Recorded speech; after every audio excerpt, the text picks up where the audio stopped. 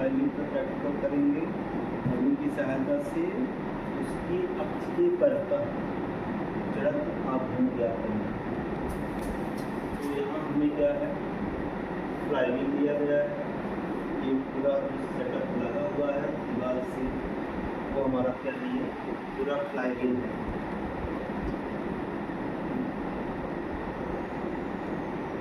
ये एक चक्के के समान दिखता है और जिस पर ये घूम रहा है, इसके पहिया घूम रहा है, ये जो लगा हुआ है ये इसका एक्सल है। ये जो दिख रहा है ये एक्सल है, इसके अकॉर्डिंग क्या कर रहा है, ये अराउंड ये फ्लाईव्हील घूम रहा है। अब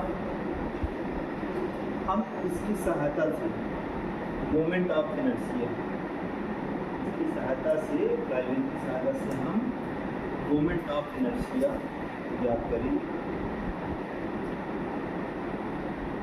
to determine the moment of inertia of a flywheel. Operators में हमको चाहिए विराम घड़ी, इसको हम स्टॉप वॉच के रूप में यूज करेंगे। फिर है वर्नियर कैलिपर्स। वर्नियर कैलिपर्स की सहायता से हम किसी भी रॉड की मोटाई, पाइप की मोटाई, इधर से हम देखा जाए तो ये पाइप की मोटाई नापने के लिए, किसी गोला है, खोखली गोला है, उसके अंदर का पार्ट जो है उसको हम मेजर करते हैं। और एक चीज़ और है इसमें, ये है लास्ट में, ये जो इधर दिख रहा हुआ है, ये जो है किसी की डेप्थ गहराई नापने के लिए यूज किया जाता है। ये है वर्नियर कैलिपर्स। अब हमें इसके लिए एक हैंगर की आवश्यकता होगी, हैंगर लगाना पड़ेगा। हैंगर में एक कील लगी हुई है जो एक्सल पे ये बोल दिया गया है, उस पर लगाकर इसको हम वेट के माध्यम से रोटेट कराएंगे। ये हमारे 250 ग्राम के बाट दिए हुए हैं, तो धीरे धीरे हम बाटों को बढ़ाकर इनकी रीडिंग नोट करते जाएंगे। फ्लाईव्हील का मोमेंट ऑफ इनर्शिया ज्ञात करने के लिए हम जो फार्मूला यूज करेंगे वो क्या है, I = mgr n1t² upon 4πn2 into n1 plus n2। इसमें m है वो धागे में लटकाया गया मास, हम कितना मास दे रहे हैं उसको रिप्रेजेंट करता है कैपिटल M। स्मॉल g जो है वो गुरुत्वीय त्वरण को शो कर रहा है, कैपिटल R जो है धुरी की त्रिज्या है। स्मॉल n1 जो हम एक्सल पे वायर लपेटते हैं या धागा लपेटेंगे, तो फ्लाईव्हील स्टार्ट होने से पहले उसमें जो संख्या हम लपेटते हैं या जब बाट अलग होता है तो उसके पहले की जो संख्या है दूरी की काउंटिंग, उसको हम n1 से दर्शाते हैं।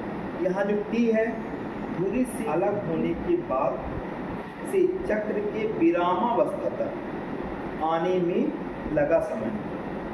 वेट अलग होने के दौरान हम स्टॉप वॉच को ऑन कर देते हैं, और जैसे ही ऑन करते हैं तो इसके फेरों की संख्या, जैसे ये सर्किल में एक निशान बना हुआ है, ये जब पूरा घूमकर एक तक आएगा इसको हम एक रोटेशन बोलेंगे।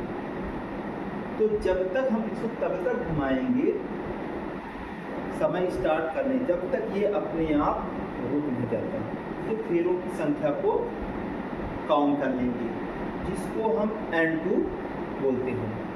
ठीक, तो ऑब्जर्वेशन टेबल बनाना है n1, n2 और t के लिए फेरों की संख्या n1, n2 एंड जो n2 के दौरान समय लगा तो t ज्ञात करने के लिए हम इस टेबल का यूज करेंगे। हम यहाँ पे n1 की संख्या 8 मानकर चल रहे हैं, 8 फेरों। ये हमारा सेटअप 8 फेरों के लिए तैयार है।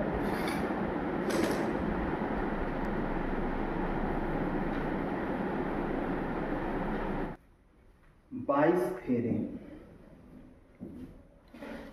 यहाँ हमारा N1 8 था और N2 जो है 22 आया है, और N2 22 के लिए जो हमारा समय है 87 सेकंड लगे। N1 के लिए, N1 8 के लिए N2 की जो संख्या आई है, इसी प्रकार हम अब इसको हम क्रमशः धीरे धीरे बढ़ाते जाएंगे। 250 ग्राम, 500 ग्राम, 750 ग्राम, 1000 ग्राम, हम 4 से 5 रीडिंग नोट करते जाएंगे। ये पूरी की त्रिज्या, तो ये हमारा एक्सल लगा हुआ है, इसको हम क्या बोलते हैं, एक्सल। तो इससे हमें इसकी रेडियस निकालनी है, ठीक है। इसकी सहायता से हम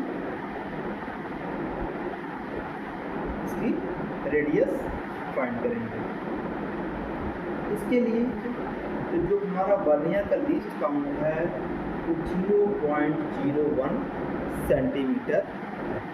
इसके लिए जो टेबल ड्रॉ करनी है,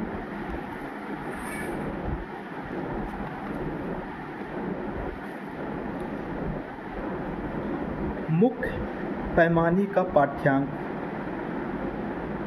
मुख्य पैमाने का पाठ्यांक। फिर है दूसरा कॉलम वर्नियर स्केल का पाठ्यांक। इसके अंतर्गत खानों की संख्या और मान, इसका लीस्ट काउंट कहलाएगा। फिर अगला है कुल पाठ्यांक, मुख्य स्केल का पाठ्यांक प्लस वर्नियर स्केल का पाठ्यांक सेंटीमीटर। हम यहाँ जो भी वैल्यू ले रहे हैं सीजीएस पद्धति का हम यूज कर रहे हैं। तो इसके लिए हम वर्नियर कैलिपर्स का लेंगे और इसका जो लीस्ट काउंट होता है 0.01 सेंटीमीटर होता है, ठीक है।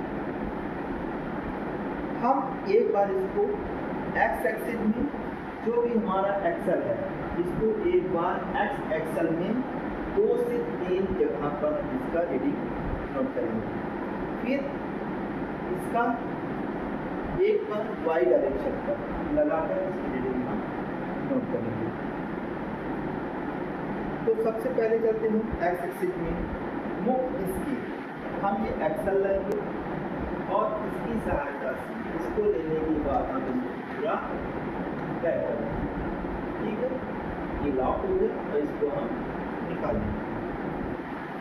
ये अब इसकी रीडिंग हमें नोट करनी है। इसकी सहायता से हम इसकी रेडियस का पता लगा सकते हैं। कुल पाठ्यांक होगा मेन स्केल प्लस वर्नियर खानों की संख्या इनटू लीस्ट काउंट। इस प्रकार एक्सल के हम 3 जगह पर रीडिंग निकाल लेंगे और इसकी हम माध्य ज्ञात कर लेंगे। और इसका माध्य ये जो है हमको क्या मिल रहा है, इसकी सहायता से हमें वर्नियर स्केल की सहायता से इसको हमारा पूरा डायमीटर प्राप्त करेगा। डायमीटर को जब हम हाफ करते हैं तो वो हमको क्या प्राप्त करता है, त्रिज्या, रेडियस हमको।